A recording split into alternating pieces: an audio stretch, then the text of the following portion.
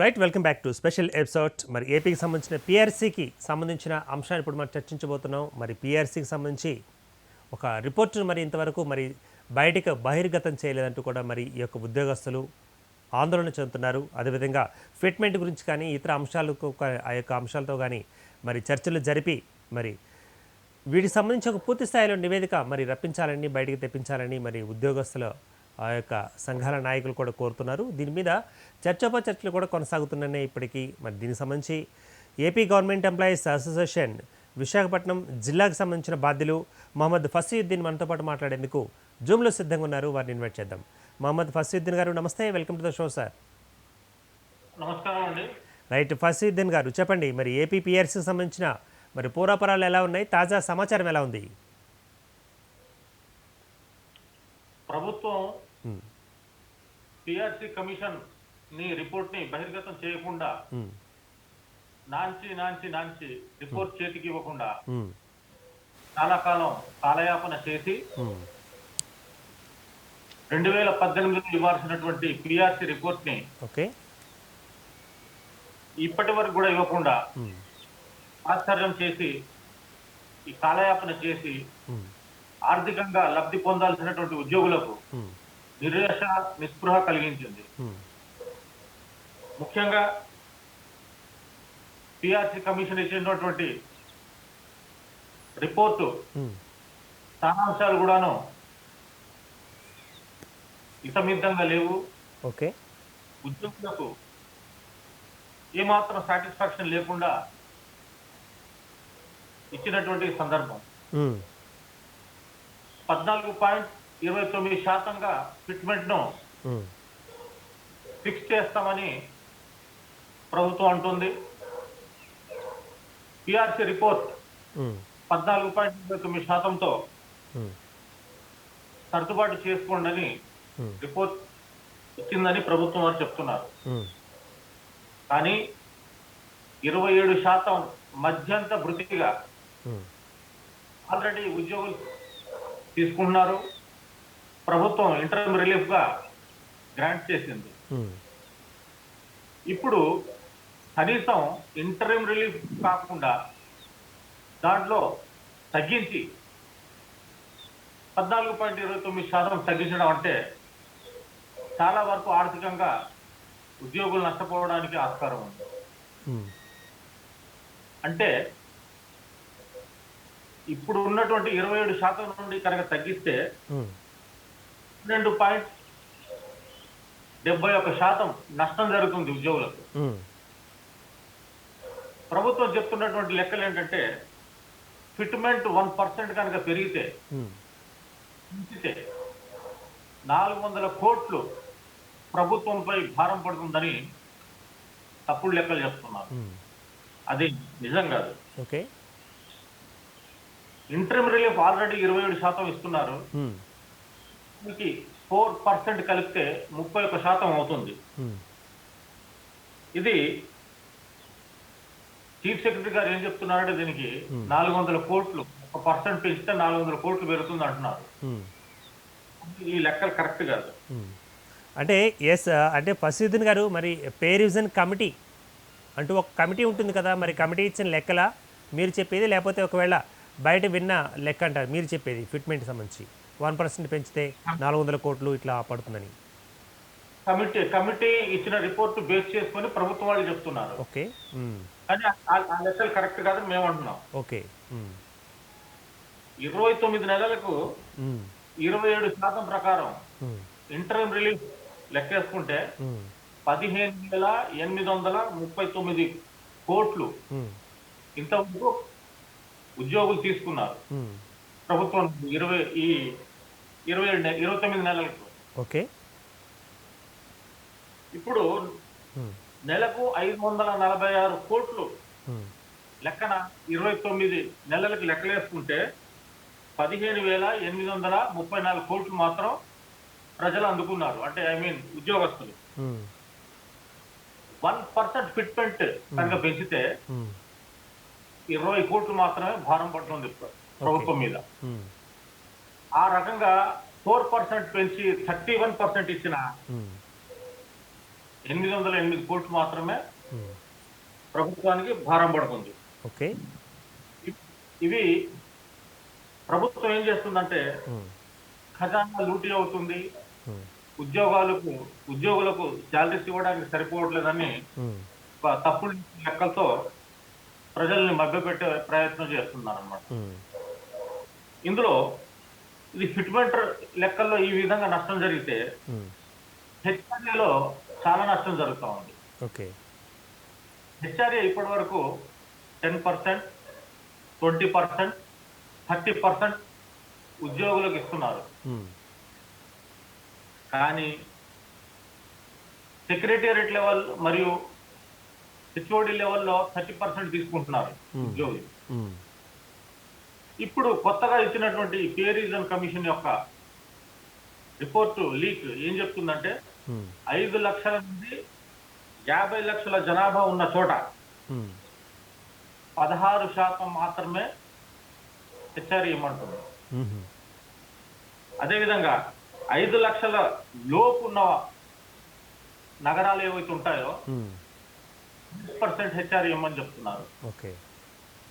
అదేవిధంగా 50 లక్షలు పైది చిలుకు ఉన్నటువంటి జనసాంద్రత కలిగినటువంటి పట్టణాలకి ఉమ్, 24% ఇమ్మని రిపోర్ట్ పిఆర్సి రిపోర్ట్ లో చెప్తున్నారు. ఉమ్, ముఖ్యంగా ఇక్కడ చూడాల్సింది ఏంటంటే 50 లక్షల పై చిలుకు ఉన్నటువంటి జనాభా కలిగిన పట్టణాలు ఆంధ్రప్రదేశ్ చాలా తక్కువ ఉన్నాయి, ఉమ్, నామమాత్రానికి ఉన్నాయి. ఉమ్, అలాగే 5 లక్షల లోపు ఉన్నటువంటి మండలాలు ఉన్నాయి. మండల్ రూరల్ లెవెల్లో ఇప్పటికే మనం 12.5% తీసుకుంటున్నామండి. ఉమ్, ఇదే కనుక ఈ ప్రభుత్వం ఇచ్చినటువంటి హెచ్ఆర్ లెక్కల ప్రకారం కనుక చూస్తే ఉమ్, 8% తగ్గుతుంది. ఉమ్, మండల్ లెవెల్లో 12.5% తీసుకుంటున్నటువంటి ఈ హెచ్ఆర్ఏ ఉమ్, 8% తగ్గుతుంది. ఉమ్, అంటే ఉద్యోగులకు సరాసరి హాఫ్ ఆఫ్ ది అమలు లిమిట్ నష్టం జరుగుతుంది అన్నమాట. ఈ రిపోర్ట్ కనుక యథాతథంగా ఉమ్, అమలు. ఓకే. కాబట్టి ఉద్యోగులు ఈ విషయంలో మాత్రం ఏమాత్రం ఉమ్, తృప్తికరంగా లేదు. ఖజానా ఎక్కువగా పడుతుందని కేవలం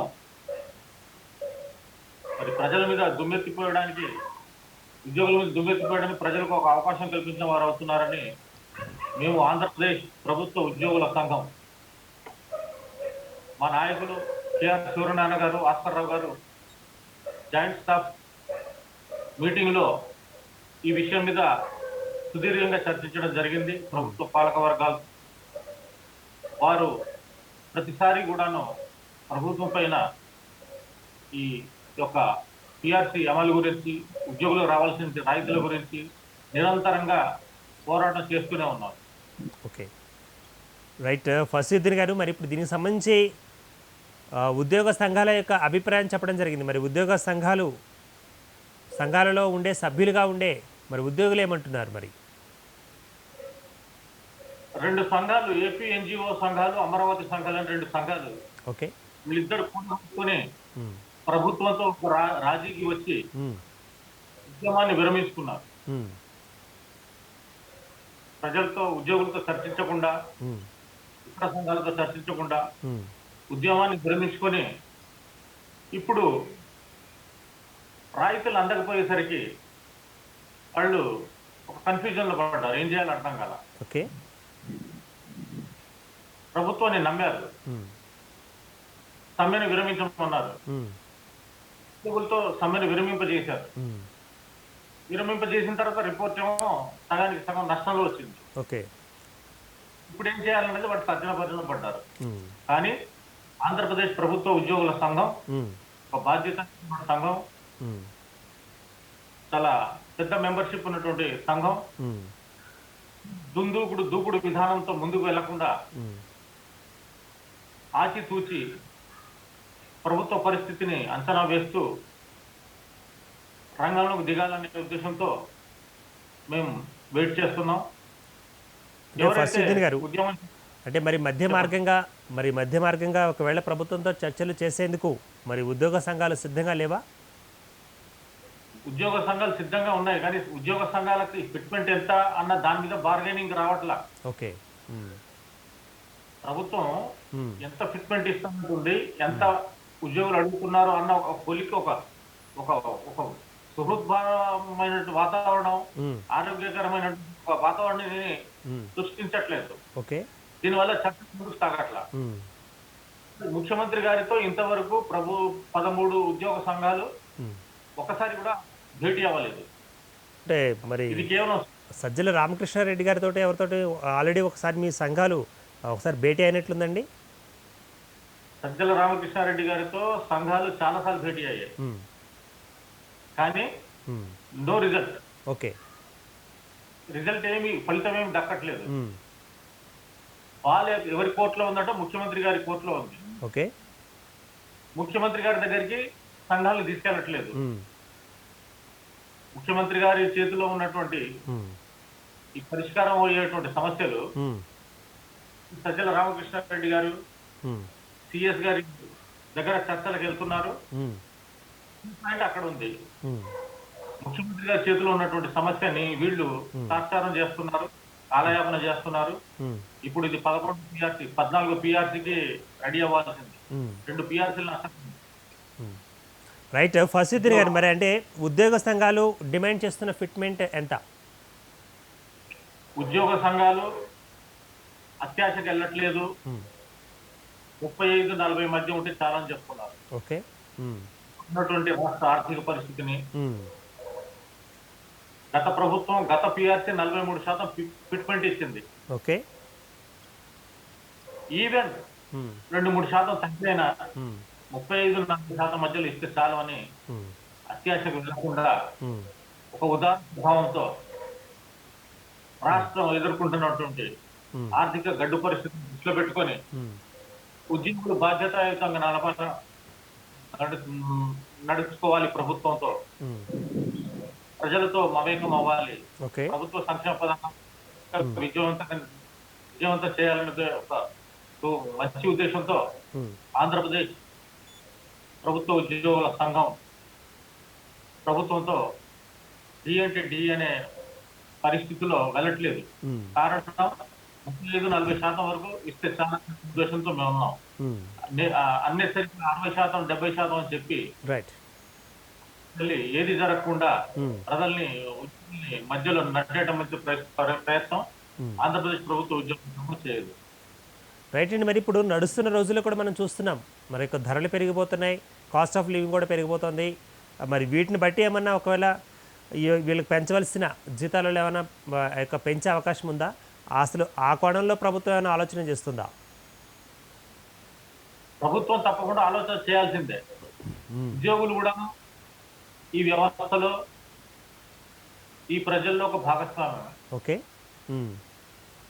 ఎన్ని అవాంతరాలు వచ్చినప్పటికీ, తుఫాన్లు వచ్చినప్పటికీ, కోవిడ్ సంక్షోభం ఏర్పడినప్పటికీ సంయమనంతో ఆంధ్రప్రదేశ్ ప్రభుత్వ ఉద్యోగులు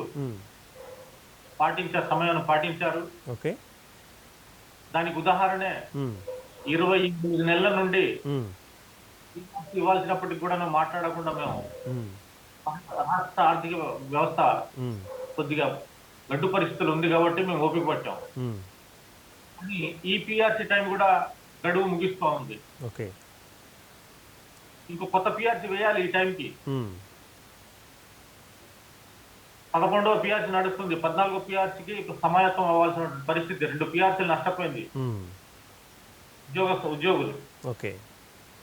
రైట్ అండి. ఫసీద్దీన్ గారు, మరి అంటే మీ యొక్క హక్కుల పరిరక్షణ కోసం మరి మీ సంఘాలు ఎదురుగా ఉండనే ఉన్నాయి.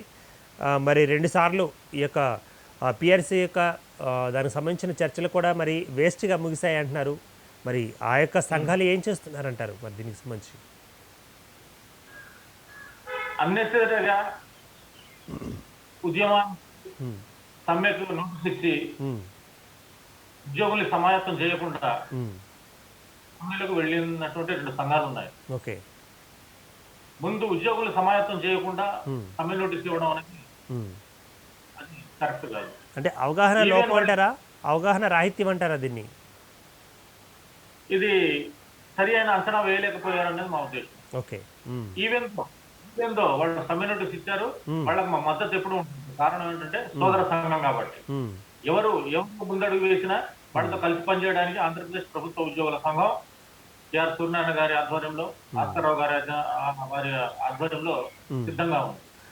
రైట్ ఫస్టుద్దీన్ గారు, మరి ప్రతిసారి కూడా మరి ఈ యొక్క ఉద్యోగ సంఘాలతోటి మరి రాష్ట్ర ప్రభుత్వాలు కూడా మరి బార్గెన్ చేస్తుంటుంది. మరి ఈ పరిస్థితి లేకుండా ఉండాలంటే ఎలాంటి చర్యలు తీసుకుంటే బాగుంటుంది, ఎలాంటి కార్యకలాపాలు నిర్వహిస్తే ప్రభుత్వం బాగుంటుంది? ముందు ముఖ్యమంత్రి గారితో ఒక మీటింగ్ ఏర్పాటు చేయాలి. ఓకే. ముఖ్యమంత్రి గారి చేతిలోనే ఉంది అంతా. ఉమ్, ముఖ్యమంత్రి గారి దగ్గరికి ఉద్యోగ సంఘాలని సజ్జల రామకృష్ణారెడ్డి గారు కానివ్వండి, ఉమ్, లేకపోతే సిఎస్ గారు కానివ్వండి, ఉమ్, లేకపోతే ఈ కమిటీ మీద ఏర్పాటు అయినటువంటి సెక్రటేరియట్ కానివ్వండి, ఉమ్, వీళ్ళు ముఖ్యమంత్రిని కలవనివ్వట్ల. ముఖ్యమంత్రి గారితో అపాయింట్మెంట్ ఉమ్, జరగకుండా చూస్తున్నారు. ఉమ్, ముఖ్యమంత్రి గారితో ఎప్పుడైతే సమావేశం అవుతారో ఉమ్. ఆ రోజు వెంటనే తేలిపోతుంది ఈ సమస్య అనేది మా ప్రగాఢ విశ్వాసం. రైట్ అండి. మరి ప్రజాస్వామిక పద్ధతిలో ఏర్పాటు చేసుకున్న ప్రభుత్వం, మరి ఆ ప్రభుత్వానికి ఉన్న అధినేతగా ఉన్న మరి ముఖ్యమంత్రి గారు, మరి ముఖ్యమంత్రి గారికి కలిసి విన్నవించే సమయం మీకు దొరకలేదా, వారికి దొరకలేదా? మా ఉద్యోగ సంఘాలు సెక్రటేరియట్ చుట్టూ తిరుగుతూనే ఉన్నాయి. ఓకే. అపాయింట్మెంట్ కోసం ఎదురు చూస్తూనే ఉన్నారు. ఉమ్, ముఖ్యమంత్రి గారితో అపాయింట్మెంట్ ఇవ్వట్ల. ఉమ్, సిఎస్ తో మాట్లాడమంటున్నారు, సజ్జల రామకృష్ణారెడ్డి గారితో మాట్లాడమంటున్నారు, ఉమ్, ఇంకా సెక్రటేరియట్ లెవెల్లో ఉన్నటువంటి వాళ్ళతో మాట్లాడమంటున్నారు తప్ప ఉమ్, వాళ్ళతో మాట్లాడుతున్నాం, చర్చిస్తున్నాం. మా నాయకులు కెఆర్ సూర్యనారాయణ గారు, ఆస్కాంతరావు గారు ఇతర సంఘాలతో కలిసి ఉమ్, భేటీ అవుతున్నాయి. ఉమ్, నిన్న కూడా భేటీ అయింది. ఉమ్, ఫలితం ఎక్కడైతే రావాలో ఆ వ్యక్తి దగ్గరికి వెళ్ళనివ్వట్లేదు. అదే గౌరవ ముఖ్యమంత్రి గారు. ఉమ్.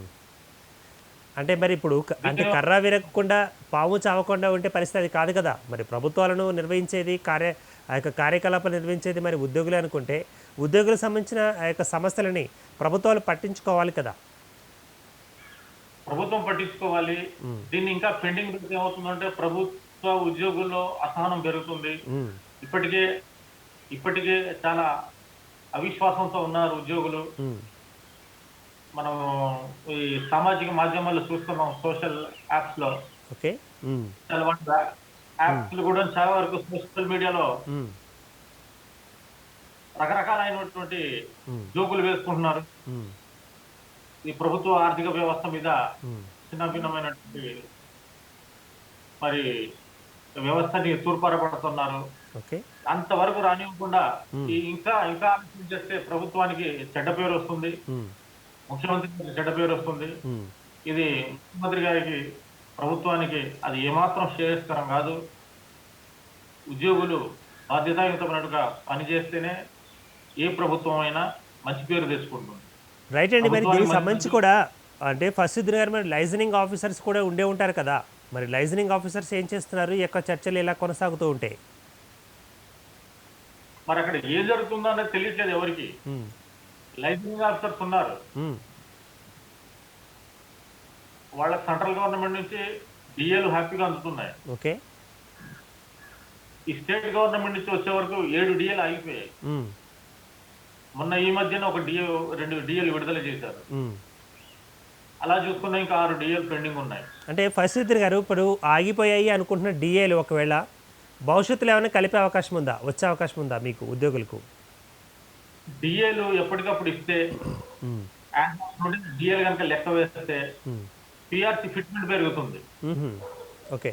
పిఆర్సీ ఫిట్మెంట్ ఈ డిఎల్ ని కలుపుతారు. ఉమ్, ఈ డిఎల్ ని కలిపి పేలో మెర్చి చేస్తే అప్పుడు పే పెరుగుతుంది. ఓకే.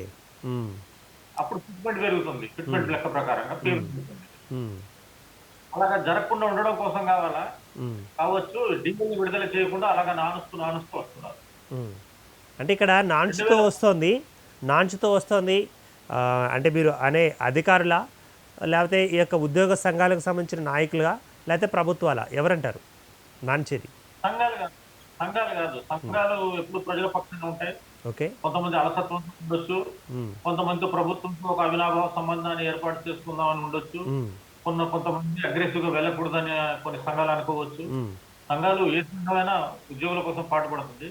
కానీ ఈ అంశంలో నిరూపించే వాళ్ళు ఎవరంటే ముఖ్యమంత్రి గారికి కనుసన్నలు ఉన్నటువంటి కొంతమంది అసలు విషయాన్ని ముఖ్యమంత్రి గారి దృష్టిలో పెట్టట్లేదని మా ఉద్దేశం.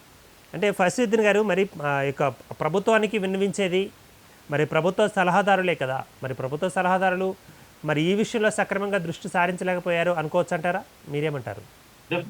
డెఫినెట్గా ప్రభుత్వ సలహాదారు ఆ, మంచి నిర్ణయాత్మకమైనటువంటి పాత్ర పోషించట్లేదని మా నమ్మకం. ఉమ్, ఉమ్, మంచి పాత్ర పోషిస్తే ఇప్పటికే ఈ సమస్య ఉమ్, పరిష్కారం అయ్యేది. ఉమ్. ఇంకొక విషయం అండి ఫస్టుద్దీన్ గారు, మరి ఇప్పటికే మరి ఉద్యోగస్తుల యొక్క పరిస్థితి ఎలా ఉంటే మరి నిరుద్యోగులు కూడా ఉద్యోగులుగా మారడానికి మాకు ఉద్యోగాలు ఇప్పించండి, ఉద్యోగాలు మాకు కొత్త పోస్ట్ ఆ యొక్క కొత్త నోటిఫికేషన్ వేయండి అంటూ కూడా మరి ప్రభుత్వం మీద ఒత్తిడి చేస్తున్నారు. మరి వారు వచ్చేటప్పటికి కూడా ఇవే సమస్యలు అలాగే టెస్ట్ వేసుకుని ఉంటాయంటారా, లేకపోతే అప్పటికల్లా మొత్తం అంత సమస్యలన్నీ సమస్యపోయి ఉంటాయంటారా?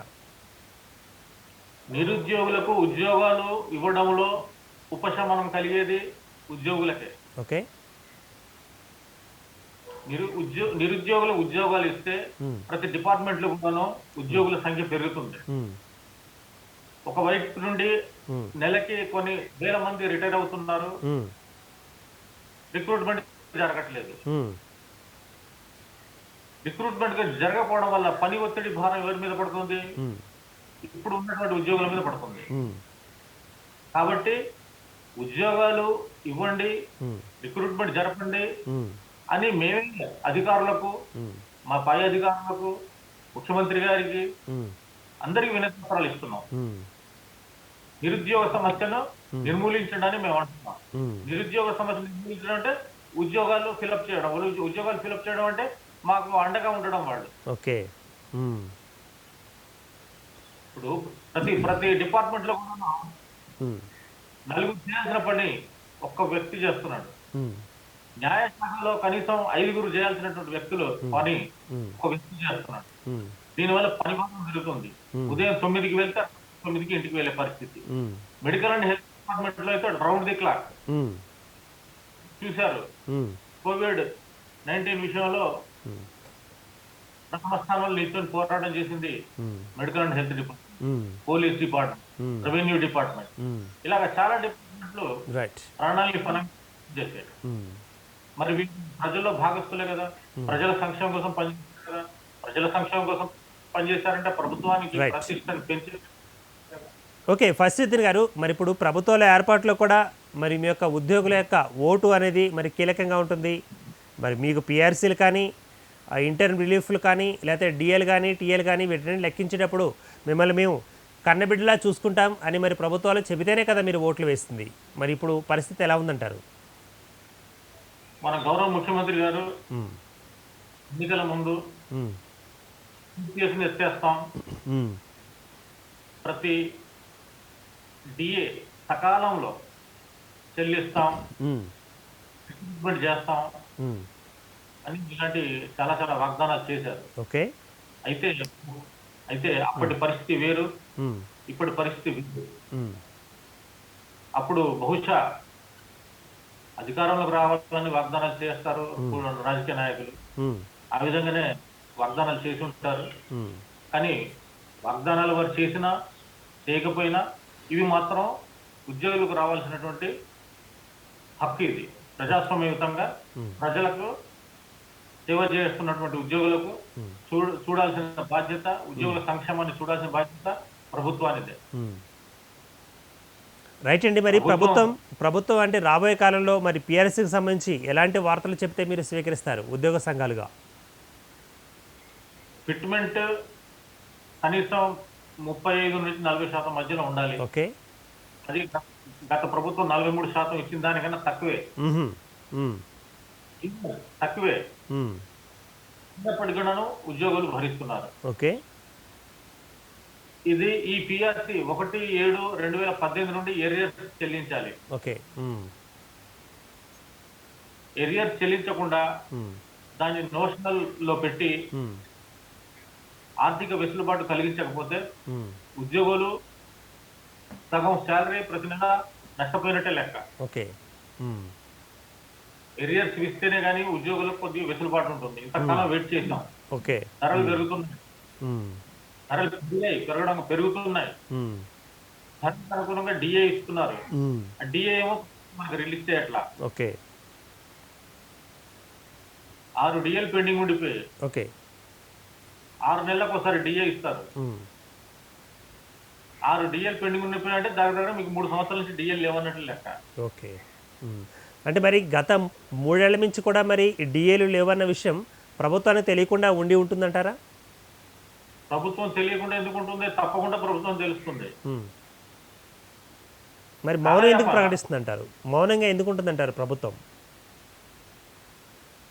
ప్రభుత్వం మౌనంగా ఉండడానికి కారణాలు వాళ్ళకు ఉండొచ్చు. అది ఉద్యోగులు అర్థం చేసుకుంటారు. ఓకే కానీ అర్థం చేసుకున్నారు. చాలా కాలం అయింది. 3 కోట్లు పెట్టారు. 2022లో మాకు ఈ 11th పిఆర్సీ ఫలాలు అందాలి. ఓకే ఇప్పుడు కొత్త పిఆర్సీ వేయాలి యాక్చువల్గా చెప్పాలంటే. రైట్ కానీ పాత పిఆర్సీ చేయలేదు. రైట్ అంటే ఇప్పుడు మరి ఫస్టుద్దీన్ గారు పాత పిఆర్సీల సంగతి దేవుడు ఎరుగు అనుకుంటే, మరి కొత్త పిఆర్సీల సంగతి ఒకవేళ మరి ప్రభుత్వం ఎరుగు అనుకుంటే, మరి రెండింటిని పట్టించుకునే రోజులు ఎప్పుడు వస్తాయంటారు ఆ యొక్క ఉద్యోగస్తులకు? ఆశావాహులు ఉద్యోగస్తులు ఎదురు చూస్తున్నాం. ఏదో టైంలో బహుశా 2022 రాకముందే ఒక వారం రోజుల్లో ఏదైనా గుడ్ న్యూస్ చెప్తారని ఆలోచనలో ఉన్నాం. రైట్ అంటే నెలసరి మరి వేతనాల కోసం ఆ యొక్క జీతాల కోసం చూస్తే మరి ఈ యొక్క వేతన జీవుల యొక్క వెతలు మరి ప్రభుత్వం మరి త్వరలోనే పరిష్కరించేందుకు ప్రయత్నించాలి అని మనం కోరుకుందామండి ఫస్టుద్దీన్ గారు. ఇప్పుడు అదేవిధంగా మరి ఉద్యోగ సంఘాల నాయకులు మరి అక్కడ 2 యూనియన్లు ఉన్నాయని చెప్తున్నారు కదా, మరి 2 యూనియన్లలో ఏ యూనియన్కి ఎక్కువగా మరి ఆ యొక్క ప్రభుత్వం యొక్క మాట వినే అవకాశం ఉందంటారు మీ ఏపీలో?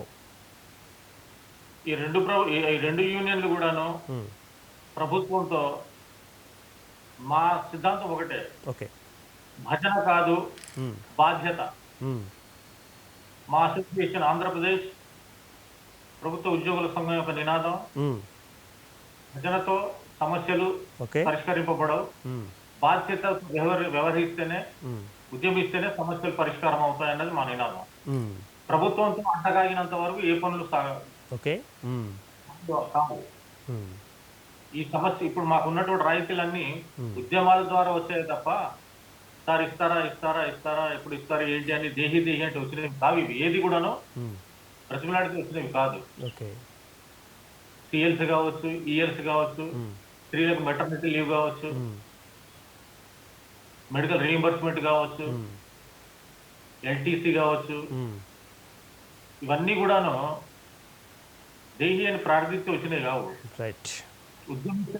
కాబట్టి ఇప్పుడు ఈ పిఎస్సీని కూడా మనం అమలు చేసుకోవాలి, తొందర రప్పించుకోవాలంటే ఉద్యమం ఒకటి ఏకైక మార్గం. అది ప్రజాస్వామ్యంగా ప్రజలకు ఇబ్బంది లేకుండా. రైట్ అండి ఫస్టుద్దీన్ గారు, మరి చివరిగా మరి మీ మాట ప్రభుత్వానికి చెప్పవలసిన మాట ఏంటంటారు?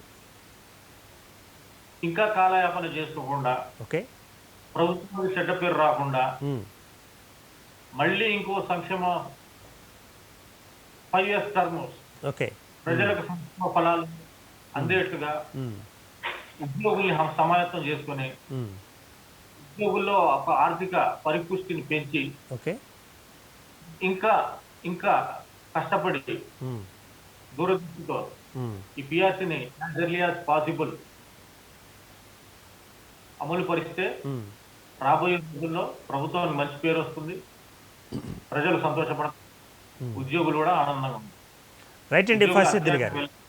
ఎస్ ఓకే అండి, మరి మీ యొక్క ఆశలు, మీ యొక్క ఆశయాలు, మీ యొక్క డిమాండ్లు కూడా మరి ప్రభుత్వం దృష్టికి వెళ్ళాలని, ప్రభుత్వం కూడా మరి సానుకూలంగా స్పందించాలని, చిత్తశుద్ధిని మరి ఉద్యోగులపై ఉన్న చిత్తశుద్ధిని మరి చాటుకోవాలని కూడా మనం కోరుదాం. మరి ఆ రోజు మరి త్వరలోనే రావాలని, మరి ఉద్యోగులకు సంబంధించిన పిఆర్సీ మరి బహిర్గతం చేస్తూ ఫిట్మెంట్ ఇతర అంశాలను కూడా అందరికీ తెలియజేస్తూ, అదేవిధంగా మరి లీకులను కట్ చేస్తూ, ముఖ్యంగా ఇంత ఫిట్మెంట్ ఉందని అంత ఫిట్మెంట్ ఉందని వస్తున్న ఏవైతే లీకేజెస్ ఉన్నాయో లీకేజ్లకు మరి పెదవిని విప్పవలసిన బాధ్యత మరి ప్రభుత్వానిదే ఉంది. కాబట్టి ఎటువంటి లీకేజీలకు తావివ్వకుండా మరి సుభిక్షంగా ఆంధ్ర రాష్ట్రాన్ని మరి ముఖ్యంగా ఉద్యోగులకు సంబంధించిన భవితవ్యాన్ని మరి చక్కని దిశలో తీసుకువెళ్ళాలని కోరుకుంటూ ఇది ఇవాల్టి స్పెషల్ ఎపిసోడ్. మన ఎపిసోడ్లో మళ్ళీ కలుద్దామంటే దాన్ని కీప్ వాచింగ్ మాస్టర్ టీవీ.